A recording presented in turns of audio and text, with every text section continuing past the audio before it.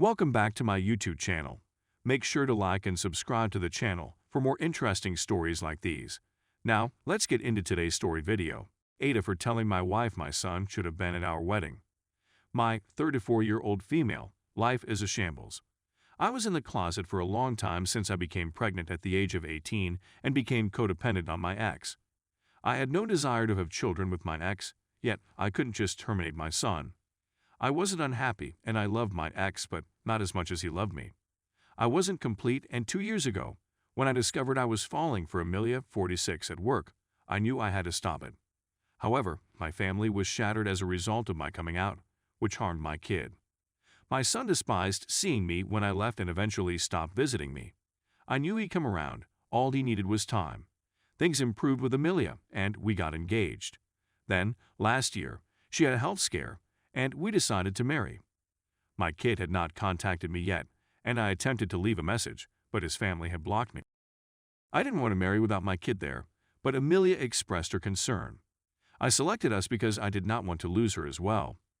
We married in a modest, restriction-based ceremony, and it was the finest day of my life, except from the day my kid was born. Things were going well until 2 weeks ago, when my son finally phoned, which was incredible. I finally got my kid back when my ex dropped him off. When he wept because he hadn't seen me in so long, being able to comfort him and cuddle him was the nicest part because I got to be his mother again. He said that he wanted to spend as much time as possible with me. He was overjoyed when I showed him the room we were going to make into his. But then he saw my wedding photo and sobbed again, apologizing for not being there for me. I calmed him down by telling him we'd have a genuine ceremony on our anniversary, and he'd be my star. I never want him to feel bad about himself. He's only a kid. He'll come here this week when his exams are over, and we'll design his room together. But I can't get the thought of how depressed he was about my wedding out of my thoughts. I told Amelia and her sisters that I felt bad about not waiting for my son.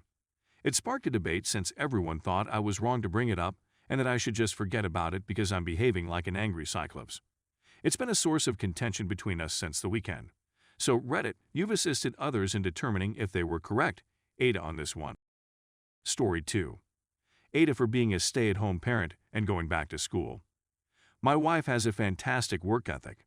Despite the fact that neither of us has a college education, we have both been professionally successful for the bulk of our adult lives.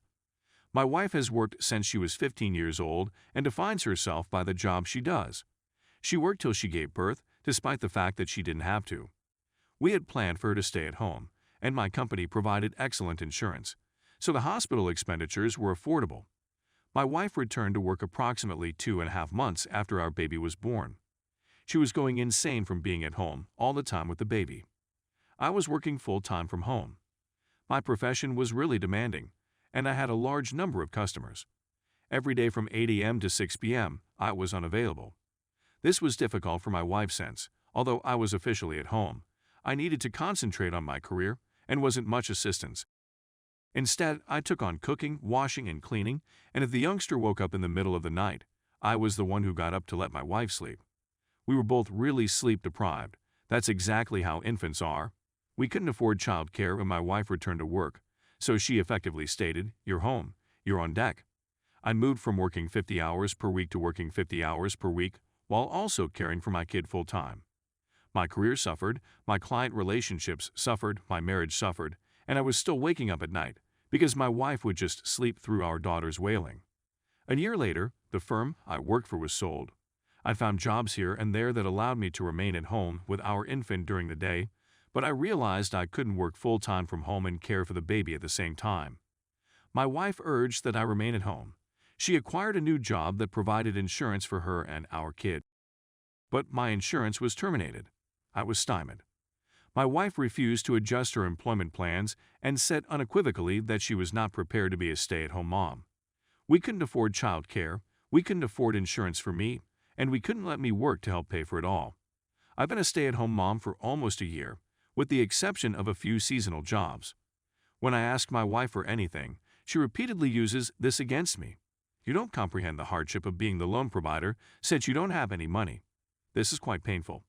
She didn't really offer me an option here, but she makes me feel bad for remaining at home and refuses to merge our funds so I can assist budget.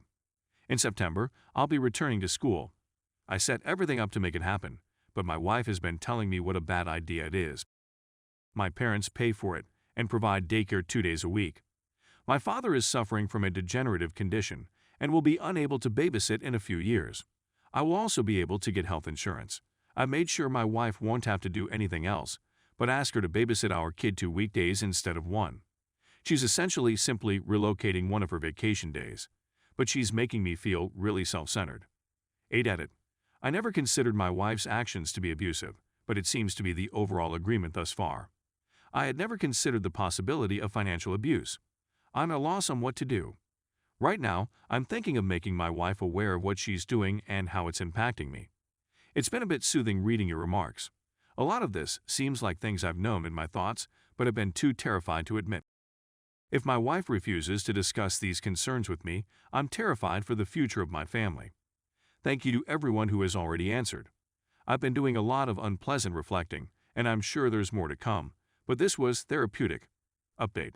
A number of people mentioned financial abuse in my earlier piece, which was a subject I was unfamiliar with. It was quite difficult for me to comprehend that my wife could be so manipulative and controlling. I had this preconceived sense that any form of abuse had to be maliciously intended, and that being kind, accepting, and loving meant embracing the good with the bad and not judging when someone was nasty to me.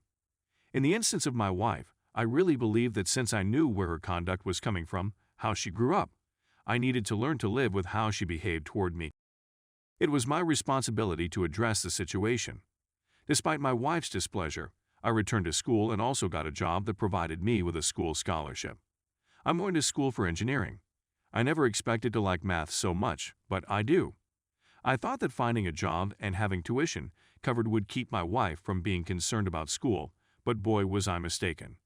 My wife is still unconvinced. I literally just completed my first year of school, 4.0, baby, yesterday, and I'm floating on cloud 9. All I've heard from her this year is how little I assist around the home, that my work should pay me more, that she can't be expected to do everything, and that getting my degree would take too long. Endless. I'll always love my wife, but I've recognized we don't work well together. I've been learning to state what I want and to create realistic limits and expectations, particularly with money, with the support of my therapist.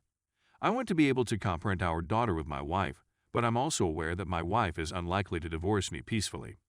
It's a difficult situation for me. Overall, my life is heading in the right direction.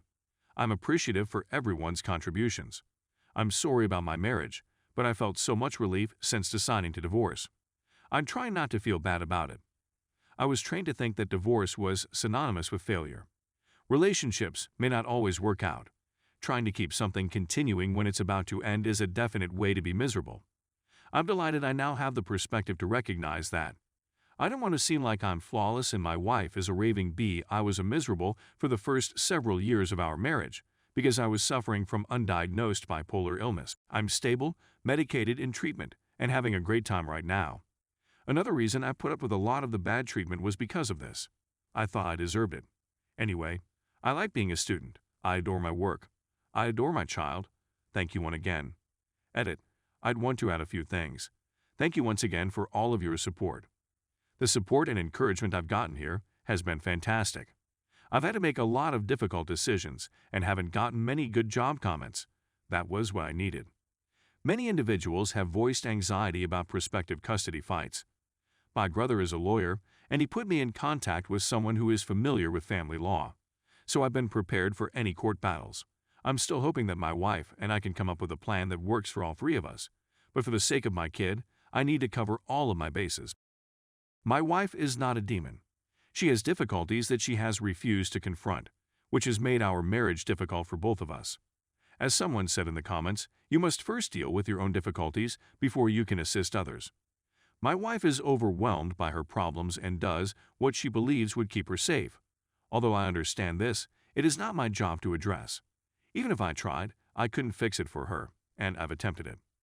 People who say we shouldn't have had a kid together are probably correct, but I'll never be sorry that my daughter was born. Hands down, the best person ever. If you or someone you care about is suffering from mental health concerns, don't put it off any longer. Take action today. Do whatever it takes to get the assistance you need. If you wait, it will become much more difficult to cope with.